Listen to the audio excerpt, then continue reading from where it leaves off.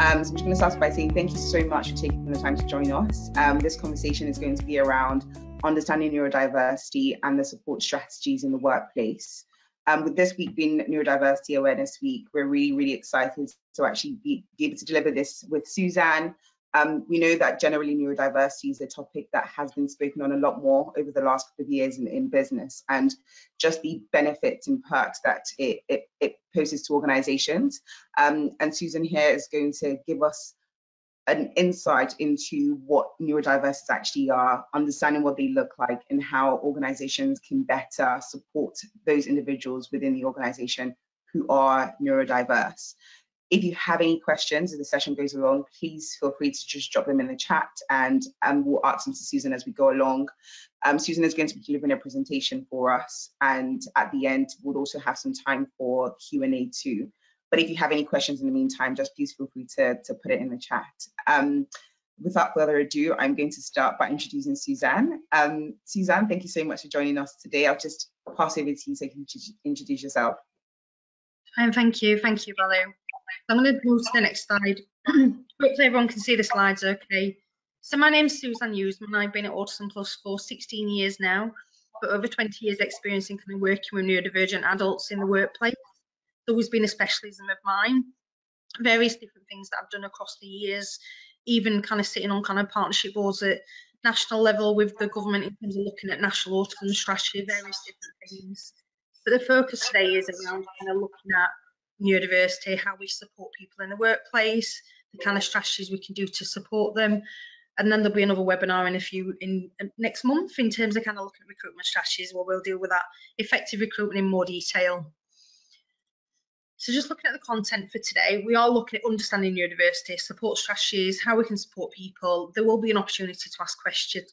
Please do ask questions as we go through. I can't see the question panel, but Bolu will be picking them up and kind of asking me those questions as we go through, and there'll be an opportunity at the end as well. In regards to content, we're looking at introduction towards some spectrum conditions. We are going to look at neurodiversity in kind of a whole, but autism is one of the bigger kind of conditions within that spectrum. So we're going to be covering some of the traits of that, focusing on communication, looking at sensory experience and challenges, why recruit neurodivergent talent, and then looking at low cost adjustments, so how we can support them, sustain them in the workplace ongoing as well. And then finalising by talking about some of the support that we offer in the workplace ongoing as well. So looking at some stats to start off with. Currently, there are 22% of autistic people in the workplace that are employed, compared to 54% of all disabilities. 22% is quite a low percentage. However, pre-COVID, that percentage was 16%. So we've done something during COVID where the world became a little bit more autistic, a little bit more neurodivergent friendly. We don't have to communicate in the same way. We've removed some of the kind of social niceties. There's more flex in how we work, when we work, where we work. And it's made the world a little bit more autistic and a little bit neurodivergent friendly. But the stats are still low, so there's still a long way to go. There's still a lot of untapped talent that we're not reaching yet. So we need to look with you guys today and other employees that we're working with in terms of how do we reach that potential. Around 1 in 57 children in the UK is on the autistic spectrum. The stats in adults is 1 in 100 currently. So the diagnostic rates in children is increasing almost twofold. So it means that coming forward, there are more people diagnosed in terms of earlier age, better kind of support systems as they go through. The challenge we've got at the moment is there's a lot of people that are in adulthood that have never had any support from childhood through teens into adulthood. So they're in the workplace struggling. Boys are 4 times more likely to be diagnosed with autism than girls. And it's not that there are more boys than girls with autism, it's that the diagnostic is easier in boys. The people we support tell us, the females that we support tell us that the reason for that is that females with neurodivergent traits tend to mask. So they mask those traits, they hide those traits, they learn to develop those kind of coping strategies earlier. Girls are forced into more social settings as they're growing up and as they're developing than boys are. So girls are harder to diagnose because they've learned how to mask and hide those traits. 2 in 5 autistic people are diagnosed with an anxiety disorder, but many more will experience symptoms of anxiety. And not following on from that, mental health affects 79% of autistic adults. But the reason for that is because they're not getting the support that they need. it's hard to get support from mental health services because you have to be clinically and mentally unwell. But if you're surviving in a workplace, if you're turning up to work in the morning, you're not classed as clinically and mentally unwell, you're classed as functioning in society. So they're not getting the help they need. But what that means is that employers, managers, workplaces tend to be the place where they come to and say, I'm not okay, because they're not getting the support from the NHS or from the mental health system. And autism is not a mental health nor learning disability, but it coexists.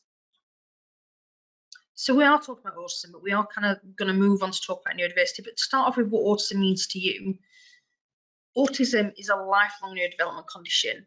When we do these webinars, we have lots of people tell us the different ways in which autism reflects with them, and people will say things like sensory challenges, struggle with communication, lack of imagination, the kind of classic tips that you would have there. But autism is in itself a lifelong neurodevelopment condition. It affects how a person communicates and interacts with others around them. It is a spectrum condition, so it means everybody that you meet with autism is very different. You won't get two people that have the same traits and impacted in the same way. But some people may need little or no support, and others may need lots of support. And the challenge with that is that this is one label. You've got an autism spectrum disorder label that can be somebody who is in social care. We have a supported living provider organisation, a residential organisation. You can have someone in that organisation with the same label as free staff with them 24/7 as the same label as someone who's highly skilled in cybersecurity, fully functioning in a workplace, but it's the same diagnosis. It's one of the most challenging conditions to understand. And it can affect a person's ability to communicate, understand social rules, be able to engage with the world around them, and adapt to changes, adapt to routine changes. And it is very much a hidden disability. You won't know from looking at somebody that they're autistic, but you may go away from this webinar and say, I know someone who's neurodivergent, I know someone who has those traits, I recognise those characteristics. In regards to myself, I have a hidden disability that nobody knows. It's not a visual disability, but my disability is fibromyalgia. I have chronic fatigue and chronic pain, and the only way people know that is if I start yawning partway through my talking. And it's not me being bored of myself, it's that my chronic fatigue kicks in if I talk for too long, and it's almost like a lack of oxygen as well. So it's how we kind of support that, how we navigate that, but understanding that just because I appear okay, sometimes I might struggle, sometimes I might need that bit more of understanding, but generally be able to kind of function on a day-to-day. So looking at kind of diagnostic, you're looking at two challenges, so two key areas of challenge to get a diagnosis in an autism spectrum disorder. You're looking at a challenge with social connection, social communication, interaction differences, and a challenge with repeated and restrictive patterns of behaviour. So the first one is a difference in how people communicate, interact socially, interpret language, interpret how they engage, how language is communicated, how it comes across to you, how they read body language, etc. And the other side is dealing with changes to routine, changes to environment, understanding what's going off around them, the awareness of what's happening around that. And there has to be a difference in how they communicate those and how they interact with those for a diagnosis. And I want to kind of touch on some autism terminology before I move on to look more at neurodiversity as a wider spectrum. There are three kind of main characteristics when you're looking at autism. Autism spectrum disorder, autism spectrum condition, and Asperger's syndrome. And naturally the labels are no different. The what is behind the label is no different. Asperger's syndrome was tended to be people that were more intellectually able, a higher IQ level, more academically able with an autism spectrum trait. But actually we've stopped diagnosing Asperger's syndrome now. So every single person who gets diagnosed with autism spectrum disorder. So Asperger's syndrome is kind of going to become null and void at some point. There is going to be this kind of cohort of people for 20 years that we've diagnosed with this condition, but actually now every single person, regardless of academic ability, gets diagnosed with autism spectrum disorder. But what this is changing is how people feel about a diagnosis. Where you've got someone who is academically able, someone who's high functioning, might not want the label disorder attached to them, may feel it would hold them back, may feel that an employer would look negatively on them with that label and that condition. Therefore, people refuse and people will start going, I don't want that diagnosis. So may come through with different labels, may use different terminology in regards to how they sit Autism spectrum condition is a phrase that people may choose to use as opposed to using the word disorder. So looking at neurodiversity, I want to break this down a little bit in terms of what this phrase means. So neurodiversity in itself is a concept that covers groups of people. Now, diversity is difference. Neuro is the activity of the brain and how the brain functions. So technically, every single person is neurodiverse because everybody's brain reacts differently, has a different way of working. So everybody's neurodiverse. But people with different conditions are categories of neurodiversity. So neurodivergent or neurodivergence is a category of neurodiverse conditions. So autism is a neurodivergent condition. ADHD is a neurodivergent condition. Dyslexia is a neurodivergent condition. So all these individual diagnoses are called neurodivergent or neurodivergence, preference to what people want to use for terminology. So you may have someone coming in who has autism who says, I'm not autistic, I'm neurodivergent, because it's a phrase that they prefer. I'd rather you categorize it in this way. And it's about you as an employer unpicking that, finding out from the individual how they want to categorize that, how they want to use that terminology, what that means to them. So don't just go, well, okay, that means you're autistic. Unpick that label, unpick what that terminology means, and make sure that it's relevant to them and their role. Multiple neurodivergent is someone who's got two conditions, dual diagnosis, and autism and ADHD is a dual diagnosis, quite common. You get a lot of people with those similar conditions. You may have dyslexia and dyspraxia diagnosed as dual conditions. You may have someone with autism and dyslexia, but multiple neurodivergent is someone who has two neurodivergent conditions. Neurotypical is the interesting one. A lot of our clients tell me it's the neurotypicals that are the problem. Neurotypicals are the ones who confuse the world. Neurotypicals are the ones who use too many words and fluff things out and confuse language. So neurotypical is someone who doesn't have a neurodivergent condition, a non-autistic, non-ADHD, non-dyslexic individual. And it's what they call a neurotypical. But you may have people using this terminology as well, actually neurotypical. Well, what does that mean? It's anyone who doesn't have a neurodivergent condition. Neurominority, again, is a category of, so neurodivergent, autism, etc. It's a category of neurodiversity. So I want to touch base on some of the conditions in more detail here. And I'm not going to go through every single one because we could spend all day talking about all these conditions. But I want to focus on some of the key ones and kind of pull them out. Apologies. So if I start with dyspraxia, for example, dyspraxia is media portrayed as the clumsy condition. It's the condition where somebody may struggle with hand-to-eye coordination, may struggle with knowing where they need to be and their body in proximity to things around them. So clumsiness, motor clumsiness, fine motor clumsiness skills. But actually the bit about dyspraxia that's hidden is the clumsiness in terms of memory clumsiness. So the ability to prioritize, the ability to put things in order, the ability to think logically. We had one lady we were working with who struggled when the bus route changed. So no matter where someone told her the bus route was coming out, she couldn't figure that out in her brain. She couldn't understand where the exit route of that bus journey was. If there was a diversion, it caused her so much stress and anxiety because her brain logically couldn't plan that change in that routine, and it caused her a lot of stress. So that's the hidden part of dyspraxia. It can affect someone's ability to prioritize, put things in order, so they may need more support in terms of processing information, understanding what's expected of them. It might not just be physical clumsiness. Dyscalculia, that's the maths version of dyslexia. So people will struggle with numbers, may get numbers back to front, upside down, confused, may struggle with calculations. There was a key case out there a long time ago around somebody who worked in Costa Coffee who actually got disciplined because of their inability to record temperatures correctly.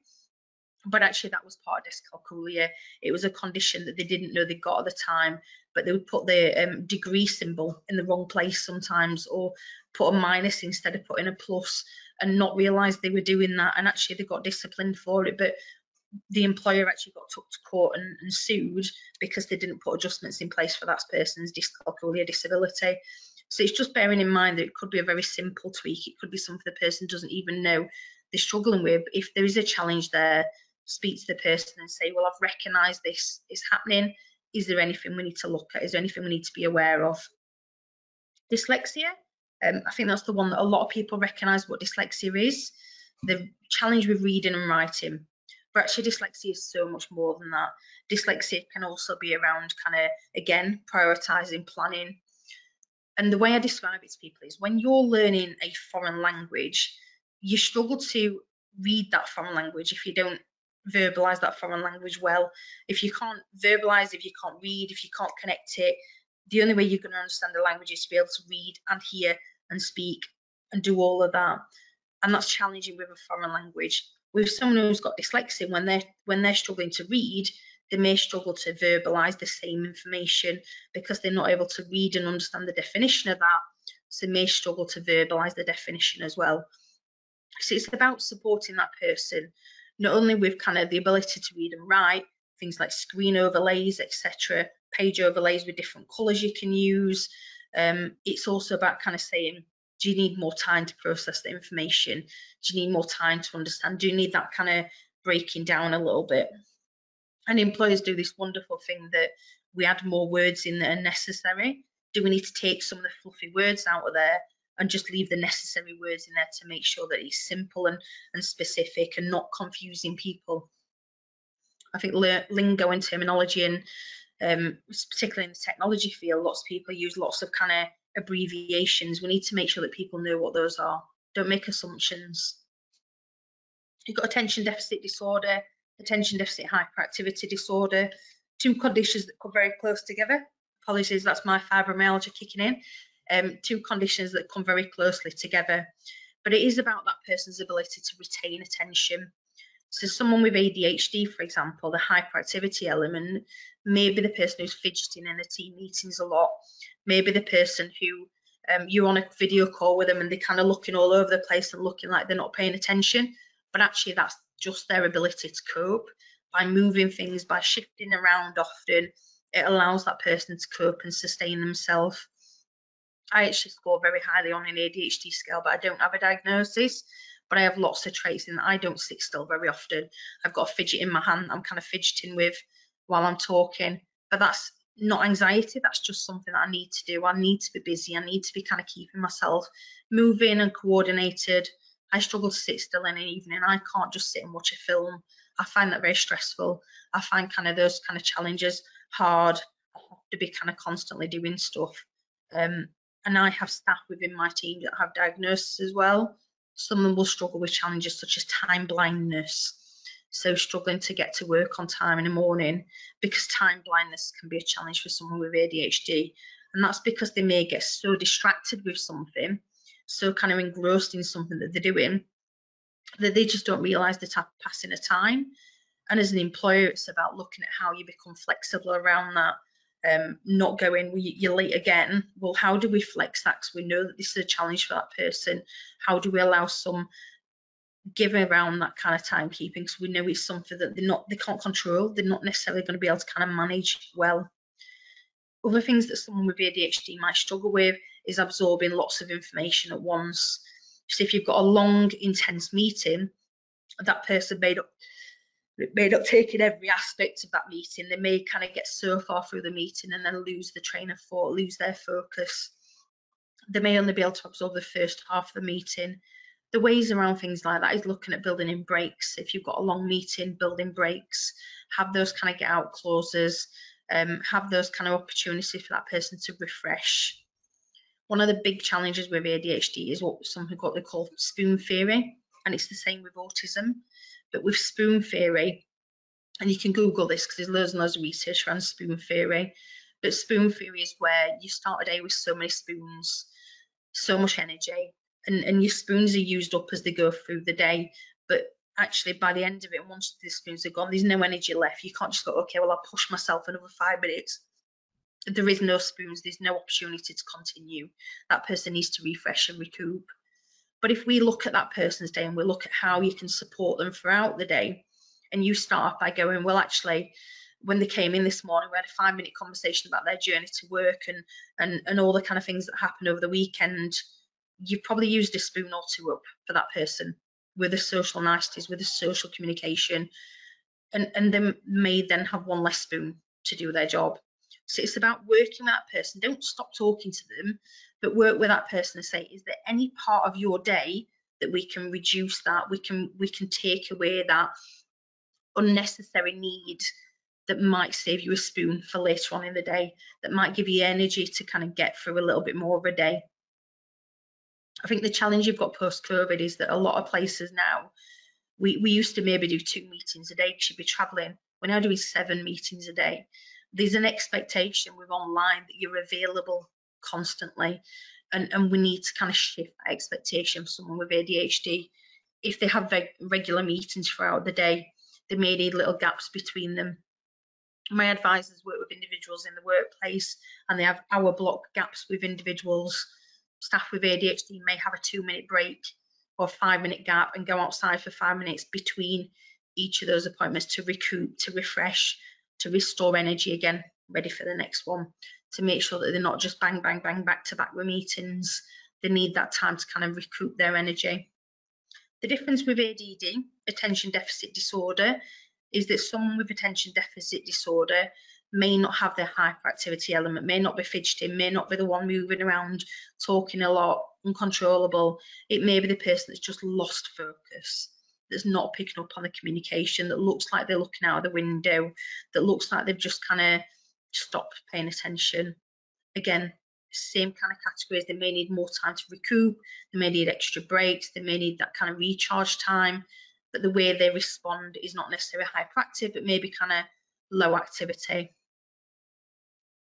Anxiety and depression's on there, coexisting conditions that sit alongside the neurodivergent banner. The ones I want to focus on here is Tourette's syndrome a little bit. Tourette's syndrome is media portrayed as a swearing condition where people randomly swear and shout words. Fibromyalgia is quite kicking in quite a bit today. Tourette's syndrome is not necessarily the media portrayed condition. It actually can be physical tics too, or instead of. I had a job centre advisor once refer someone to me, and it was a phone call I had with the advisor, and he said, well, this person says they've got Tourette's, but it doesn't look like they have. I've not heard it when I've been on the phone, sorry. I've not heard any outbursts. I'm like, but you do know it can just be physical too. They don't necessarily portray in the way the media presents. Pathological demand avoidance is the one that's the most complex condition on here. In order to get pathological demand avoidance diagnosis, you need a diagnosis of autism first. So it's a type of autism. And it's almost what it says on the tin, it's an avoidance of demand. But with this one, it might be that somebody in a workplace comes up to the colleague that's got pathological demand avoidance and says, do this now. And the person with the condition may reject that demand and may say no, or I can't, or may avoid that, maybe procrastination around that, may struggle to kind of engage with that demand. And it's because there's a physical avoidance of demand that they have no control over. However, the way to work with someone who's got pathological demand avoidance is give them control, give them flex. So if you need them to do X number of tasks throughout a day, speak to them at the beginning of the day. So, right, these are the things that I need you to focus on today. Let me know what's the best way this is going to work. How's your day going to work for you? Give them some control. Ask, don't demand. Change the way you communicate. Say, it'd be really great if you could support me with this, not, can you do that for me? Change the way you communicate. The challenge for people with pathological demand avoidance is that they come across as the people that are the non-compliant, non-team players, not supportive, not picking up tasks when needed, because they're avoiding demand. If you have that in your workplace, and if you know someone's got an autism trait and this is the kind of way it's presenting itself, sit with them and talk to them and say, I've noticed this. Do we need to shift how we do things? Do we need to shift how we allocate work to you? Do we need to shift how we communicate? Do we need to change that method to ensure that there's limited avoidance of demand? And the final kind of two at the top there is the sensory integration disorder. I'm going to talk a little bit more around sensory in a minute, but it'll be someone who will struggle with kind of processing sensory challenges, changes to environments, etc. So you have got a crib sheet there. You will get a copy of all these slides as well. they'll be sent out to you afterwards. Crib sheet there with some of the definitions. So focusing more on the kind of social communication challenge, I want to cover some of the kind of key things that people would struggle with. So understanding ambiguous communication is one of the big things that many neurodivergent across the spectrum will struggle with, because it's about kind of looking at clear communication. Ambiguous communication is challenging because we don't always say what we mean. We kind of change the way we communicate. We say, remember that thing that we did the other week? Can you just continue doing that? What are we talking about? We need to change that communication, be simple, specific. Someone may struggle with understanding emotions because we cry when we're happy, we cry when we're sad, we cry when we're angry. How do we determine what that emotion is and what the response to that emotion should be? We need to take a step back and go, how did they learn this? Meeting new people is challenging because you're absorbing communication, trying to fit in with that person, trying to make sure you're responding in the right way, but also dealing with how that person's facial expressions are changing, what the environment looks like, the sounds, the feelings, everything. Meeting new people is always going to be challenging for neurodivergent people in many ways. Starting and ending conversations, because we kind of do this thing where we just kind of have a conversation and just stop. But how is it clear that that conversation's finished? How do we know that that conversation's ended? I mean, think back to your last conversation before this webinar. Did you just stop talking? Was there a clear sign that you'd moved on? Was it a non-verbal sign? Because a lot of neurodivergent adults struggle with reading non-verbal language, non-verbal communication.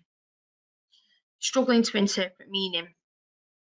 I had one gentleman we were working with many, many years ago, and he was working as a labourer's mate, and the labourer he was working with had a drink, bit of a kind of hard night out the night before, and the labourer's mate, he turned around to the mate and said, can you go and burn the stuff in the back of the van?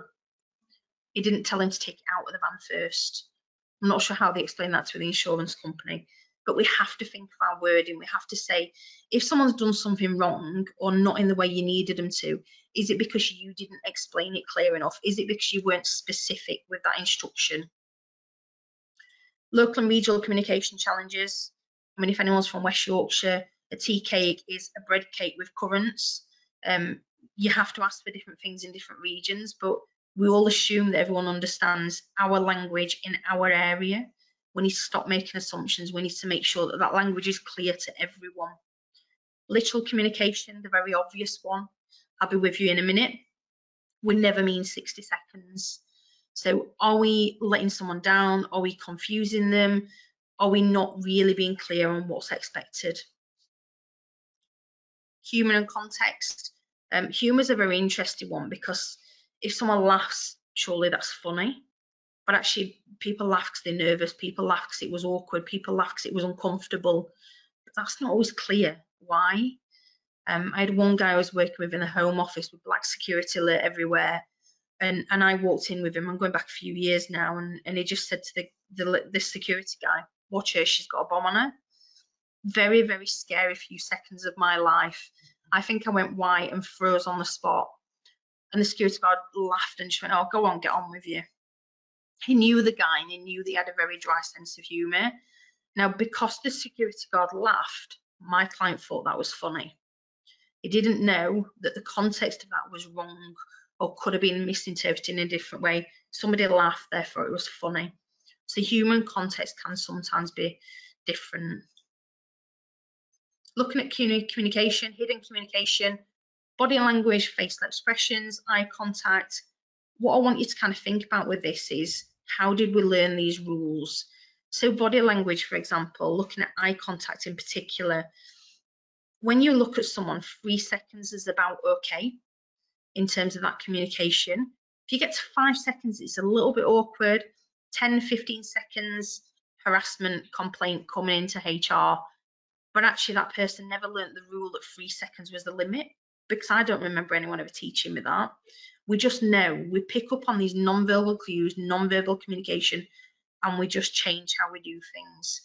But I want you to, as employers, take a step back and go, how do my staff know that sitting next to someone in an empty waiting room is a little bit uncomfortable? How do they know that actually you need to gap fill and sit a bit further away to not make that person feel uncomfortable? Do I need to support my staff to understand the hidden rules of the workplace? Look at interaction challenges. So may need more time to respond to communication, but is likely to give a well thought through response because they took a long time to think about that response. May appear shy at first until they get to know you, but will be loyal, committed and hardworking. They'll take their time to kind of settle in, but then may stick around for a long time. May not be as open and forthcoming in meetings due to the uncertainty. When do you interact? It's like it's a game of tennis. When is it your turn? How do you communicate? But it's likely to give a more thorough response and ideas in writing or on a one-to-one.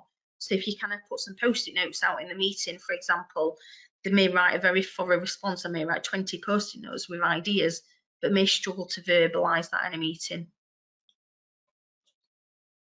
May not always understand meaning or intention behind communication, but will get you thinking about how you communicate, will make you take a step back in terms of your general communication. And I always say, if you get it right for someone with autism, you get it right for all your customers, it becomes clearer in regards to expectations. May take offence when offence was not intended, but will be compassionate and respectful to others. They'll try their best to kind of learn these skills to develop and understand requirements, but may not always get it right in the first time. May have had lots of negative experience in the past and therefore need reassurance and understanding, but is likely to be the most committed employee that you've got because they're so grateful for your patience, understanding, support, reassurance that you're giving. That little bit can go a long way in terms of that person feel comfortable and settled in a workplace. May try extremely hard to please others. They may need to feel liked and respected and accepted, but again, may go above and beyond to fit in. Unlikely to pick up on social cues, but they also won't be distracted by them too. Won't be distracted by what other people are doing, thinking, feeling. They'll come in, they'll get on with the job, they'll focus on the role. There won't be a distraction of those things for them mostly. May not want to appear rude, so ask lots of questions, etc. But will take on board advice, guidance and try extremely hard. So they may try hard to kind of fit in, but they may ask loads and loads of questions, but actually they want to learn, they want to absorb, they want to know everything about everything that happens in the workplace, which can become hard and challenging at times, but does that not show you how interested they are in what you do, how engrossed they are, how they want to know the whole process from start to end? It'll make them a better overall employee if they know the whole process. So focusing on sensory challenges, we have 5 senses and then 2 more that we don't always talk about. The one I want to focus on is proprioception sense. The proprioception sense is the most challenging sense for neurodivergent adults because it is the sense that affects your ability to understand what's going on around you. So for those of you who know Meadowhall, if you've ever been in Marks and Spencer's food hall in Meadowhall at Christmas, your proprioception may have been affected because you've had a sensory overload. You may get a little bit clumsy, you may feel a bit dizzy, you may feel a little bit disorientated and need to leave the room. You may forget what you came in for because you've got a bit of brain fog. That's your proprioception sense being affected. But for neurodivergent adults, the proprioception sense can be affected with the slightest thing. It could be where I am, we've got a river outside. It could be the noise of the river flowing behind me. It could be the traffic going down. It could be the sensory distractions of things happening and the wind behind them. It's not happened while I'm on the call, but sometimes I have pigeons sit on the window ledge behind me, and that may throw someone's sensory distractions out and may struggle to then absorb and understand what's happening. But the proprioception can be altered. It can even be the lights glaring. So can you remove the light? Can you make a change to that sensory environment to reduce the proprioception overload? It can be one sense, it could be several senses all at once, but anything that can cause an overload, a sensory overload, can affect someone's ability to interact, engage and continue and have memory fog, and all those kind of things can affect somebody's ability to work effectively. So why recruit neurodivergent adults? We talked about lots of traits, we talked about lots of characteristics that we're talking about, but it's not all negative. There are strengths there too. You've got strategic thinkers, problem solvers. They'll want to know the responses, they'll want to know the answers. They'll be the ones that will spend a long time digging to kind of find the response.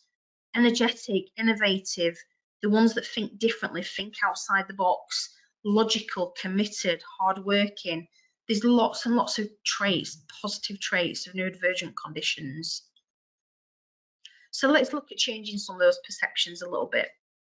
An area of challenge, for example, might be presented as can spend a long time focusing on one task, but actually they have a high level of attention to detail. And that one task will be completed well. May take them a little bit longer, but it will be completed thoroughly and well. May struggle to engage in social communication with the team, but that means they're focusing on getting on hand. Do they have to engage socially to be a positive, a good team player? Do they have to engage on a social level to fit in and do what you need them to do? Needs routine in order to reduce anxiety, but actually a reliable and consistent team member, because they stick to that routine. They might kind of need that routine to continue, but actually if something's supposed to happen at a certain time, that will probably happen at the time, because it's the expectation, the need for routine and structure. So let's change those perceptions. Let's look at what we may see as a challenge and go, what positive does this bring to the workplace? Let's change the narrative around challenges. Some of the kind of traits here that you may see, some of the physical traits such as stimming, shifting eye contact, fidgeting, communication, limited facial expressions, delayed responses, etc., limited social niceties, limited engagement. There are positives to this too. So again, change that perception. It means that they may be energetic, amazing memory for facts and figures, likes to be busy, non-judgmental, thoughtful and purposeful responses, focus on task and works tirelessly to achieve the outcome, high desire to work and be successful, hyper-focused attention to detail. So again, change the perception, change the narrative. Think about the positives, don't focus on the negative. Think about the positive that you're getting from that hyperactivity, the positive you're getting from that thoughtful processing.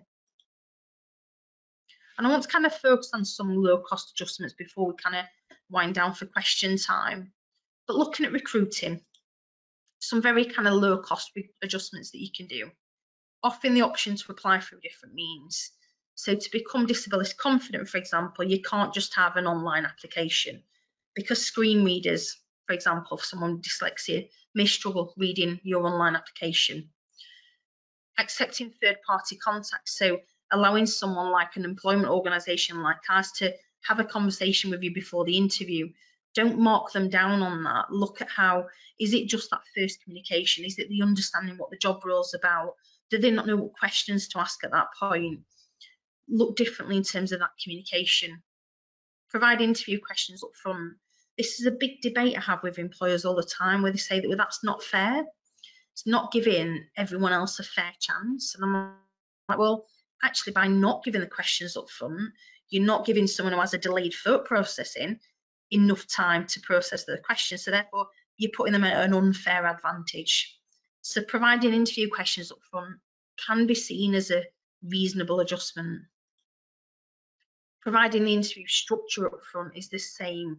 What to expect, what the room's going to look like, who's going to be on the panel, at what point is this going to be you and me asking questions, what point are they going to ask questions. Let them know what to expect. Again, a reasonable adjustment. Offering alternatives to interview, so a walk around while you have a chat. It's an interview but a very informal setting. Work trials, work placements, work tour, phase starts, so building up their hours as they settle in. Pre-start workplace visits, going to visit the workplace prior to the getting in there and saying, yes, I want this job. And one point of contact, a direct contact point for all recruitment matters for the person who's neurodivergent. Don't keep switching them from one person to another if they have different questions or they may feel like they're repeating something. Try where possible to have one point of contact. In-post adjustments, looking at a peer mentor, flexible start time, phase starts, put some of these up, weekly structured catch-ups. So it might be that you just have a 10 minutes in your diary every week and you say, okay, the person comes to you, right, is there anything we need to go through now? No, okay, I'm fine. But it's a structured time where that person feels that they're not interrupting you, they're not a burden to you. It's a structured time where they can come and ask questions. Bullet point follow-ups from meetings. They may not have took in all the information if they've had a distraction in that meeting. Give meeting agendas up front to allow them to think about what their responses might be. Consistent management. So when you've got kind of people changing around often or not knowing what's expected of them, make sure that it's clear expectations. Flexibility around medical appointments, an absolute must. Allow that person to work some time back. Have an opportunity where they can take leave for the medical appointments. Look at your policies. Look at, are they disability friendly policies? Having loo time built up for when spoons are used up.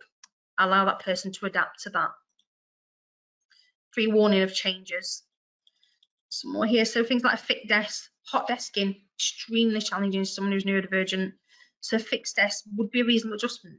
Having that one person with a fixed desk would be reasonable to allow them to accommodate and not deal with change every single time they come into the office. Noise cancelling headsets, desk dividers, physical things can be very easy. Removal of light bulbs, a very easy non-cost fix. Quiet space, so if that person's struggling to engage, give them a safe place where they can just go and book a meeting room if they need a bit of time out. Use clear, unambiguous language. Shadowing of new tasks rather than telling them what to do, let them see and visualise it. Time to adjust to changes, and don't make assumptions. Involve, include and ask is the kind of key point I'll take from this. Just to finish off before we move on to questions, I want to talk a little bit about Access to Work and Autism Plus. I'm sure you've heard of Access to Work. You may not have actually. It's the government's best kept secret in terms of where we are. So looking at how we support that in terms of the support, looking at how we kind of make sure we're fitting that in. Support and guidance for employers, looking at how we can support them in the workplace. We can provide access to work funding. So Access to Work is the government scheme. We can make sure we can support you with those applications. We can support individuals in the workplace. We can provide training and awareness to businesses through that as well. Workplace training through that can be funded from Access to Work as well. Workplace assessments, that's more of a deep dive, that's more on a consultancy basis, but if you've got an employee that you're struggling with, we can come and do a workplace assessment that's an autism, neurodivergent specific assessment. And our support's available across the whole of the UK. I'll put my contact details on there, and I'm going to bring Bolu back so we've got any questions. It is a very quick kind of run over in terms of neurodiversity on there. There's so much that we can go into much more detail on, but what we've tried to do there is give a bit of an overview in terms of the conditions. And like I said, any further questions can be sent to me, but we have got time now for questions as well. Thank you so much for that, Suzanne. Very, very informative. We actually do have one question that's come through so far around the reasonable adjustments, and I actually think you might have actually touched on it, but what we do find sometimes is, even within Page, we have people who've asked, would it not come across as unfair to other members of staff when certain adjustments are made? When discussing these reasonable adjustments with colleagues and understand how they're put in, how would you recommend that managers actually communicate that in a way that doesn't sort of rob off the rest of the staff wrongly? Yeah, it is a challenge because you're, why are they getting that? I want 2 screens, I want more breaks, etc. But this is about your wider diversity awareness across the organisation. So it's about having that conversation around what is neurodiversity, what does that look like, increasing the empathy and the understanding of your wider organisation, wider staff team. So if they understand the condition, they're not going to ask those questions because they're going to go, okay, I get it, it's challenging. Not always, they're not always going to be accepting of that, but it's about you having that conversation. What you can't do is go, well, this person's autistic, unless you've got consent to do that.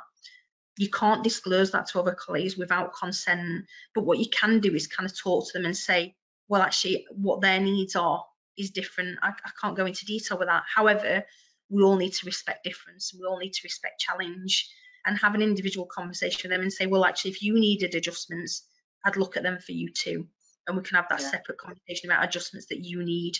But you can't disclose why you're doing that, but you can raise general awareness across the organisation. Yeah, that's a really interesting one actually, because we did have a very similar situation at Page where we worked really closely with an organisation, and we brought in some people who were neurodiverse, and with how we handled it was we actually asked the individual in question, what they were comfortable with us sharing with our colleagues. And they had actually said they wanted the colleagues to know that they were neurodiverse, just so they'll be able to, they will be aware and they'll be more conscious with their interactions with the colleagues. So we actually just had a conversation with our colleagues and said, look, you know, we've brought this person onto the business, just so you're aware they have XYZ conditions, and these are the things that they would really appreciate in terms of how we communicate with them. And actually what that meant for the team was it wasn't awkward from there on. It was like it became natural practice for us to, some of the things that you actually spoke about, which is sort of ahead of meetings, sending in some pointers so they could prepare for the meetings and not blindsiding them with things. And you know how for individuals who are neurotypical, for example, sometimes you just call them on Teams, you know, out of the blue, but actually just doing little things like messaging them beforehand and just saying, hey, do you have 5 minutes to speak, please? Very, very simple things that, like you said, cost absolutely nothing, but respected the individual's privacy and respected the way that they liked to work.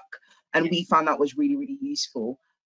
Another thing that we found useful in our team as well was we just put in through some of the colleagues who would be working with them directly through a very, very light touch training like this, something very similar to this, on just things to be aware of, you know, being aware of like lighting, for example, where they've been sat in the business and unnecessary noise. And to be honest, like this individual that we've brought on in the business has been incredible. You know, they've been amazing. We've learned a lot as a team in the business as well. Like we've learned so much around the condition, but just also how to best get the most out of the individual. It's been incredible. We've got another questions coming through that I can see in the panel. So I'm just going to read. I'm going to read the next one out because we've actually got quite a few that's now come through. So one is, how do you manage a situation where an employee or possibly candidate is clearly neurodiverse but is not disclosing? There's 2 different sides there. Obviously, we'll talk about the employee first, then we'll come on to the candidate next. With an employee, part of that is the wider organisation awareness. We've got autistic staff within our team, and I had a conversation with one of my autistic staff members say, do you want the rest of the team to know? And she said, yes, but I want to do that myself, but I'm not just going to walk in the room and go, hi everyone, I'm autistic. So we had to start a conversation about autism in order for her to say, by the way, I do that too. So we did it in our autism awareness training session that we do with refreshers for our team as well. And we kind of talked to our staff around autism, and in that session she went, yeah, I do that with my diagnosis as well. Because we were talking about autism, it made it easier for her to talk about it. But in terms of the disclosing part, that could be trust. I talked about past experiences, I've talked about negative experiences. The diagnosis may have been used against them in the past. I can guarantee you that most of the people we work with have had some bad workplace experience. It's about building trust. It's about how your organisation communicates what you do, how often you talk about what you do for neurodiversity. So if you're an organisation that shouts about positive case studies of people that you've got, you show on your website, we encourage neurodivergent people to apply to our organisation. The more you talk about it, the more people are likely to trust in being open and honest with you. And that kind of helps a little bit with the candidates too, in terms of that trust and how you present your organisation. What you absolutely can't do is say, I think you might be autistic, I think you might be dyslexic. But what you can do is sit with them and say, I've noticed that you struggle in this and this situation. Has anyone ever said that to you before? Can we explore that a little bit? Should we have a conversation about it? Or you remember that webinar that we went on the other week? And maybe get them kind of talking about those wider awareness strategies, but you can't sit there and go, I think you're autistic. But also by law, and this is kind of the Michael Page will cover this in terms of how you support people, the recruitment guidance that you give, but by law, you have to, whether they've got a diagnosis or not, whether they're disclosed or not, if you think someone's struggling, you as an employer have a responsibility to make adjustments. So you should be making these adjustments anyway, even if they've not said, I do that, I have that. If you think they're struggling, make an adjustment and don't make an assumption around a label, but make an adjustment, and then they may feel more comfortable saying it. That's a really good point. So just to summarize in what you said, just in response to that in the question as asked, the best way to approach, or the few tips that you've given to approach it if you have a colleague or a candidate who doesn't want to disclose, is just potentially running a neurodiversity awareness session within just a general business, and hopefully use that as an opportunity for that individual to open up. or just, you know, say out to the team, for example, and just say, you know, as a business, we want to support our colleagues who might require slightly different working. I can't hear you, Bolu, at the minute. I don't know if everyone else can. I've lost your sound.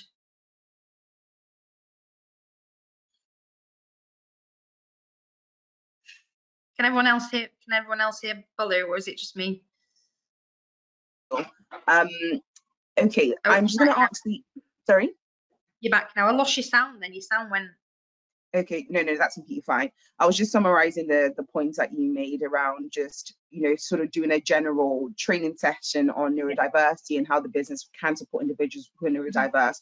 And hopefully that would be a nice segue into, or help these individuals open up about their neurodiversity. With the candidate side, we've actually had that as well as a recruitment business, where some of, you know, you might notice that a candidate is struggling with certain things, but might not be comfortable to disclose. And what we do is just, you know, just ask generally, just like, look, you know, I want to make sure that you're performing the best in this interview process. Is there anything that you would like me to be aware of, or you'd like me to support with to make this process easier for you? And we usually just say that, you know, as opposed to just, we don't make any assumptions, like you said, just actually asking them, like, I want to make sure you thrive. I want to make sure that you're successful with this. You know, is there anything as an organization or as a recruiter for you do to help you be successful in this interview process? And that sometimes is a really nice way to open that up as well. The other question that we've had come through is, as a company, how would you advise HR to encourage people to be open and ask for neurodivergent people to come forward and feel comfortable sharing their needs?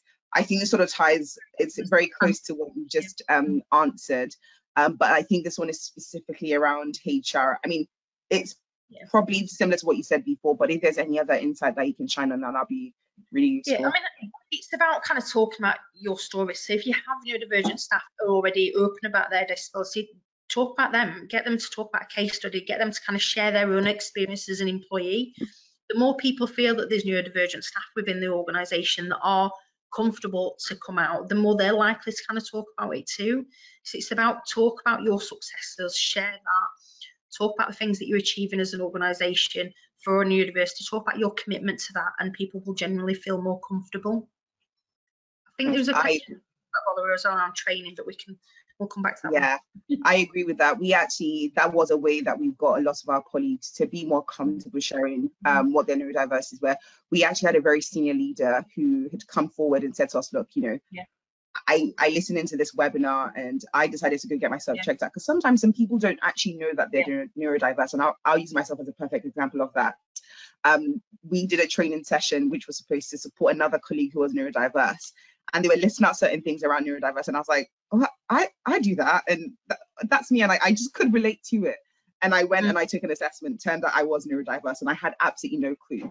And I just openly spoke about that in one of our calls in the business, just saying, look, I've just had a recent diagnosis.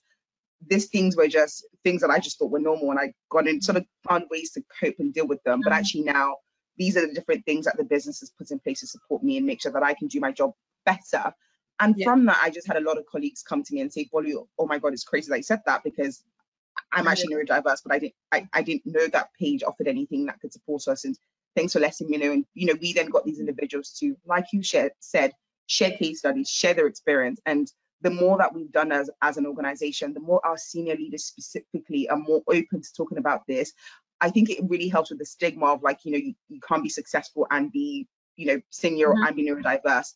So actually, you're absolutely spot on. We just had some of our senior leaders very openly speak about neurodiversity, and I think it's really helped their teams feel more comfortable to either talk about their diagnosis, or just sometimes even neurotypical people will find certain adjustments useful. You don't have to be neurodiverse in some cases for you to prefer your bullet points before meetings. So actually, as a business, there's just things that we have started to implement that we know that people find more useful. And my manager always says something that is necessary for some is helpful to all. And you just never know what those adjustments might be. Conscious we've got 5 more minutes. I'm going to ask this last question and we can start to wrap up, Suzanne. Everyone might suffer from this trait at times, but what points are they extreme to make them neurodivergent? I mean, I think that kind of links to something you've just said there, in terms of something that works is necessary for one works for others. It's not about the conditions being extreme. It's about having multiple traits. So to get a neurodivergent condition, a neurodivergent diagnosis, there's not just one trait or another. There's multiple traits that can all come together as part of a diagnosis package. But if you are looking at that and you're kind of looking at it, you've just said yourself in the question, everyone struggles with some of these things at some point. So if we're making these adjustments anyway, you're making it better for everybody. So some of the things that we put in place for neurodivergent adults are helpful for people, which is exactly what you've just said, Bolu. It's that kind of, it's necessary for one, it's helpful for others, but it's not about extreme. It's about having multiple challenges, not necessarily just one trait that makes a diagnosis. Brilliant. Thank you so much for that, Suzanne. I'm just going to have a look. I think we've got 2 more minutes. About training a bit further up in terms of what training. So what training does Autism Plus provide for workplaces in terms of awareness training, and how is this linked to an employee whilst maintaining confidentiality of this employee?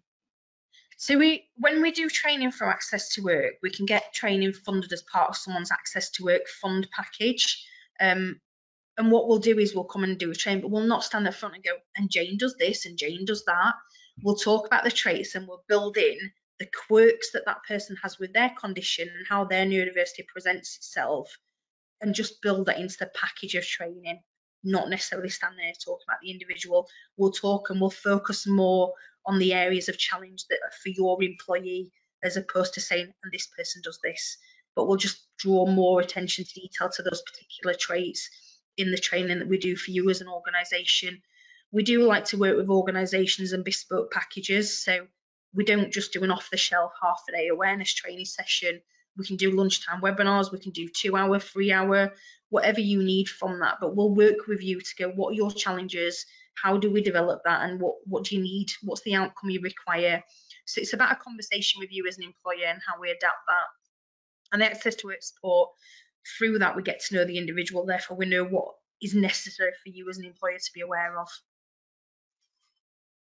Amazing. Thank you so much for that, Suzanne. That was very, very useful, and thank you for all the information that you shared as well.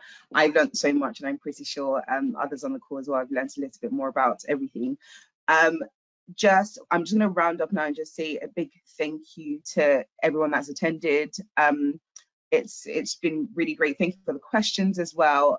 This session is recorded, so we'll be sending out the recording. So if you'd like to rewatch or share it with your colleagues as well, please feel free to do that.